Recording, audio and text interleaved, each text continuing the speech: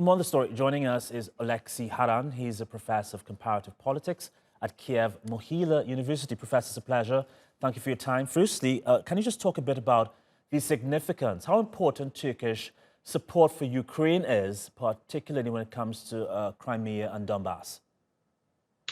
Yeah, we say that we have a strategic partnership between our two countries, and this is confirmed in the joint declaration of the Strategic Council, which was just adopted between Turkey and Ukraine. And what is really important, that Turkey supports territorial integrity of Ukraine, which means that Crimea and occupied territories of the Donbass should come again back to Ukraine. So this is very, very important.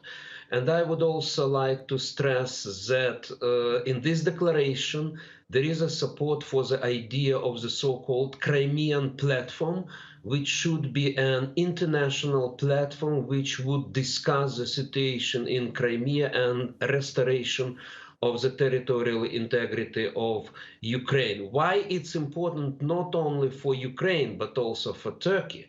I should remind that Crimean Tatars, who are natives of Crimea, they are very close to Turks. The languages are very close. They are Sunni Muslim, and their story was very tragic. They were deported in 1944 by Soviet regime to Siberia and Central Asia, and they were able to come back to Ukraine only in 1990. And what is important again now, that leaders of Crimean Tatars, leaders of the Majlis, they are prohibited by Russia now to come back to Crimea. So it's really important to care about Crimean Tatars, about their rights. And I also would like to mention that several years ago, Mr. Erdogan helped to free two Crimean Tatars leaders who were in Russian prison. So they were freed thanks to Mr. Erdogan, but now there's a lot of Crimean Tatars who are still in Russian prisons, not even in Crimea. They are moved to Russia proper. So it's always important to remember about their rights. And this is also mentioned in the joint declaration, which was just signed up. Thank you for shedding some light on, in part, on why Turkey supports Ukraine, particularly when it comes to Crimea and who lives there. But Turkey also has important ties with Russia, also in defense. How does Ukraine view that relationship, you think? Well, you would like me to comment on Turkish politics. We know the Turkish politics now, they're trying to build, Turkey is trying to build, to diversify its foreign policy. And now there was decision to buy some Russian weapons. And we Ukrainians, we cannot comment on that. It's the right of Turkey, but we know that it created some confusion in relations between Turkey and allies, Turkish allies in NATO.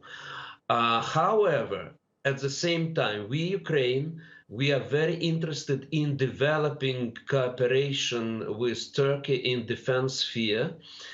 And there were many talks about that, and there were decisions to increase this cooperation.